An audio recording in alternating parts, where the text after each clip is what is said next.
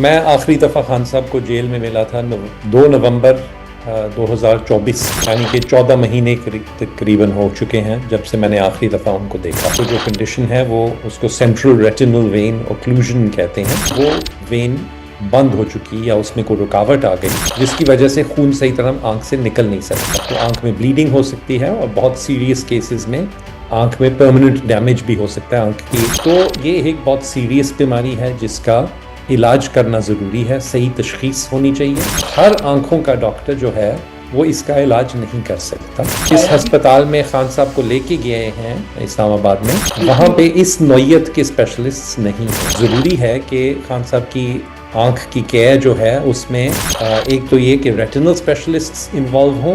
इस बीमारी के पीछे अक्सर कोई बुनियादी और वजह होती है। हाई ब्लड प्रेशर हो सकता है, शुगर हो सकती है, कोलेस्ट्रॉल ज़्यादा वो हो सकता है।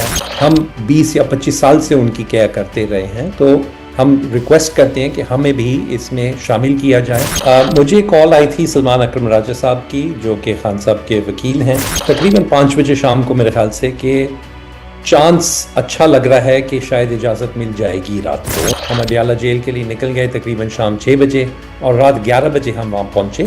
सजेस्ट करते हैं कि बानी पीटीआई को अब आप हॉस्पिटल में शिफ्ट कर दिया जाए। इसका इलाज हरगिज़ जेल में तो नहीं हो सकता। इलाज कुछ किया गया है हफ्ते वाले दिन, तो वो काफ़ी नहीं होगा। अमूमन एक से ज़्यादा दफ़ा इसकी ये टीके वगैरह जो आंख के अंदर लगते हैं वो लगाने पड़ते हैं। कुछ केसेस में लेज़र ट्रीटमेंट करनी पड़ती है। तो ये ऑब्वियसली ऑपरेशन थिएटर में होता है, ये आम अस्पताल के कमरे में भी नहीं होता। कुछ महीनों से लेके 2-3 साल तक इसका इलाज और फॉलोअप चलता है।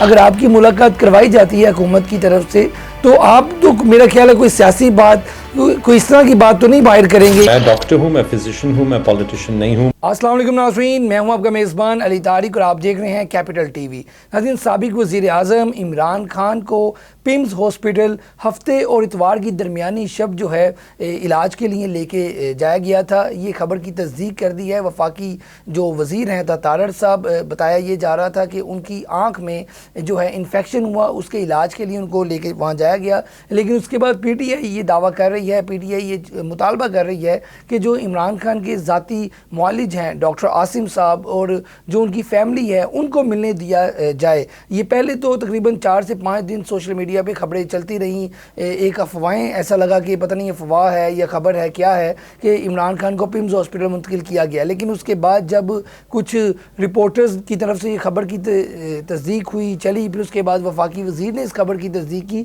तो उसके बाद जो है पीटीआई के लोगों ने भी अडियाला जेल के बाहर जाकर मुतालबा किया कि डॉक्टर्स को मिलने दिया जाए। तो अब हमारे साथ मौजूद हैं इस वक्त इमरान खान के ज़ाती मुआलिज हैं डॉक्टर आसिम साहब, जो कि बानी पीटीआई को पहले भी देख चुके हैं, जेल में भी मिल चुके हैं। इनसे बात करेंगे। डॉक्टर साहब, सबसे पहले तो बहुत बहुत शुक्रिया आपका कीमती वक्त देने का सर।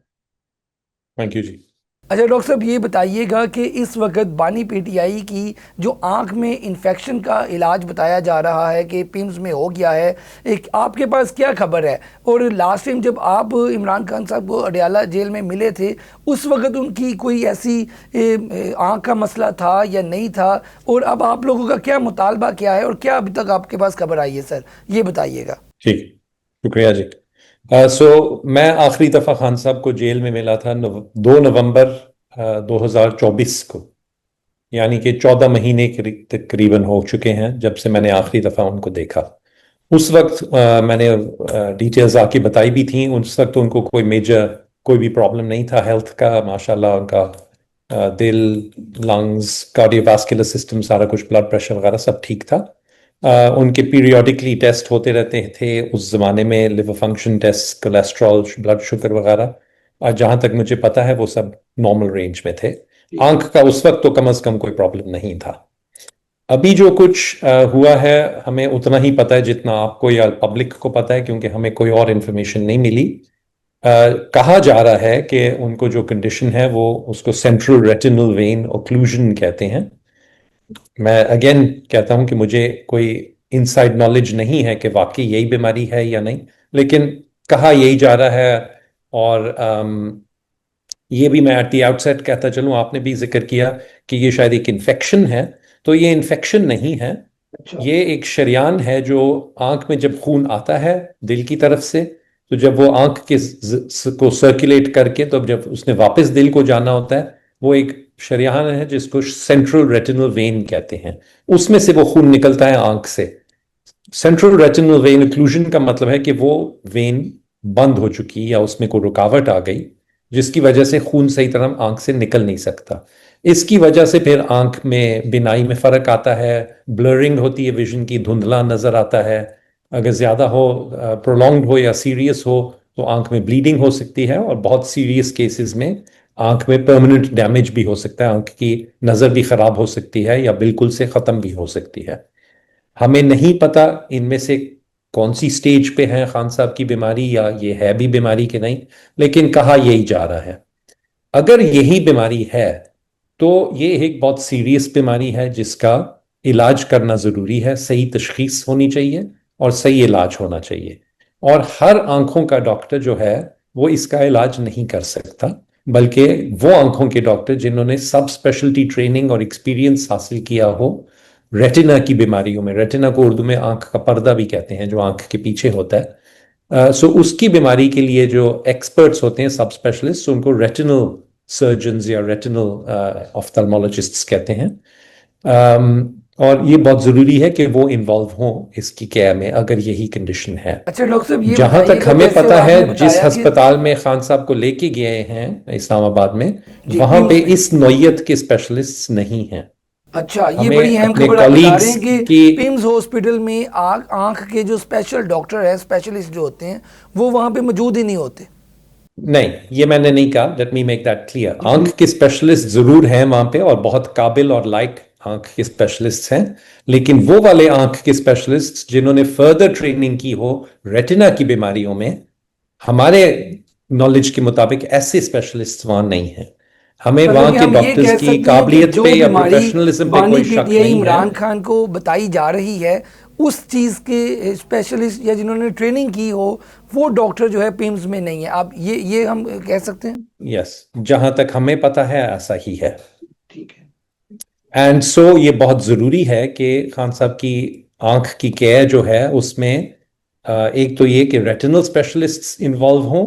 दूसरा, इस बीमारी के पीछे अक्सर कोई बुनियादी और वजह होती है जिससे ये होता है। कुछ लोगों में कोई वजह पता नहीं चलती, लेकिन कुछ में हाई ब्लड प्रेशर हो सकता है, शुगर हो सकती है, कोलेस्ट्रॉल ज़्यादा हो वो हो सकता है, ऑटो इम्यून डिजीजेस हो सकती हैं, और एक और कंडीशन होती है जिसको हाइपरकोएगुलेबल स्टेट कहते हैं, ये जिसका जरा मतलब है आसान अल्फाज कि में जो खून। लास्ट आपने डॉक्टर जी, साहब बताया, ये मैं इसको बता जरा रहा हूँ, बताएं। ये आखिरी ये वाला मैं लास्ट बता रहा क्या हूँ। कि इसको जरा एक्सप्लेन कर दीजिएगा आसान अल्फाज में नाज़रीन के लिए।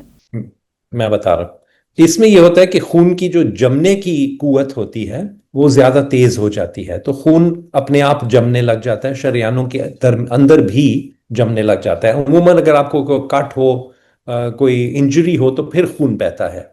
आम शरेयानों में तो वो फ्लो कर रहा होता है, जमता तो नहीं है। तो इस कंडीशन में समटाइम्स खून अपने आप जमना शुरू हो जाता है। तो ये बहुत कॉमन कॉजेज नहीं है, लेकिन इनमें से कोई भी हो सकती है। और देयरफॉर बहुत जरूरी है कि रेटिना के स्पेशलिस्ट के साथ साथ ऐसे डॉक्टर जो खान साहब की सेहत के बारे में जानते हों, जो पहले से उनको देखते रहे हों, जिनको उनकी मेडिकल हिस्ट्री सारी पता हो। जैसे हम शौकत खान में जो उनके डॉक्टर्स हैं, मैं या डॉक्टर फैसल सुल्तान, हम 20 या 25 साल से उनकी केयर करते रहे हैं, तो हम रिक्वेस्ट करते हैं कि हमें भी इसमें शामिल किया जाए, ताकि हम जो डॉक्टर्स ट्रीट कर रहे होंगे उनकी मदद करें। अच्छा डॉक्टर साहब, एक ये और मैं पॉइंट बताइएगा, डॉक्टर साहब ऐड सवाल करता ये है। चलूं कि इस्लामाबाद और रावलपिंडी में 2 रेटिना के स्पेशलिस्ट्स हैं, अच्छा। फुली ट्रेन्ड, और उनकी नाम और डिटेल्स हमने खान साहब के वकीलों को भी दी हैं, और उन्होंने आज अथॉरिटीज को भी वो डिटेल्स पास ऑन की हैं। मेरे साथ डॉक्टर खुर्रम मिर्जा कल रात को गए थे, जो लाहौर के नुमाया फेमस रेटिनल सर्जन हैं और एक्सपर्ट हैं रेटिनल डिजीजेस में। तो हम ऑब्वियसली हमेशा दोबारा भी जा सकते हैं जब भी हमें बुलाया जाए, लेकिन अगर आसानी हो तो इन डॉक्टर्स को भी इस्लामाबाद से भी बुलाया जा सकता है अच्छा खान साहब डॉक्टर की साहब, यहाँ देखभाल पे ये करने के लिए। बताइएगा, डॉक्टर साहब ये बताइएगा कि आप कल अडयाला जेल के बाहर गए थे, पहले ये खबर आई कि बानी पीटीआई के जो डॉक्टर्स हैं उनको मिलने की इजाज़त मिल गई है। फिर आप लोग जब वहाँ गए तो आप रात देर तक वहाँ पे बैठे रहे, लेकिन मुलाकात नहीं आपकी करवाई गई। तो असल क्या बात थी? आपको पहले कह दिया गया था कि मुलाकात होगी, या क्या वजह क्या बनी मुलाकात ना करवाने की? मुझे कॉल आई थी सलमान अकरम राजा साहब की, जो कि खान साहब के वकील हैं, तकरीबन 5 बजे शाम को मेरे ख्याल से, कि चांस अच्छा लग रहा है कि शायद इजाज़त मिल जाएगी रात को। उन्होंने बड़ा क्लियरली हमें कहा था कि 100% नहीं डिसाइड हुआ कि इजाज़त मिलेगी कि नहीं, लेकिन अक्सर मैं आई थिंक 5 या 6 दफ़ा पहले भी खान साहब को मिल चुका हूँ अडयाला जेल में, और अमूमन ऐसे ही होता है कि लास्ट मिनट तक आपको 100% नहीं पता होता कि इजाज़त मिलेगी कि नहीं। एंड क्योंकि ये इतनी सीरियस सिचुएशन थी, खान साहब की तबीयत भी खराब है, हमें पता नहीं कि क्या हो रहा है क्या नहीं हो रहा, तो हमने सोचा कि चांस ना लिया जाए, थोड़ा सा भी अगर इम्कान है कि शायद इजाज़त मिल जाए तो हम चल पड़े। तो इसलिए मैंने डॉक्टर खुर्रम आजम से रिक्वेस्ट की, जो कि बड़े बिजी प्रैक्टिशनर भी हैं, उन्होंने अपना क्लिनिक भी छोड़ा, आधे घंटे के नोटिस पे वो मेरे साथ चल पड़े। हम अडयाला जेल के लिए निकल गए तकरीबन शाम 6 बजे, और रात 11 बजे हम वहाँ पहुँचे।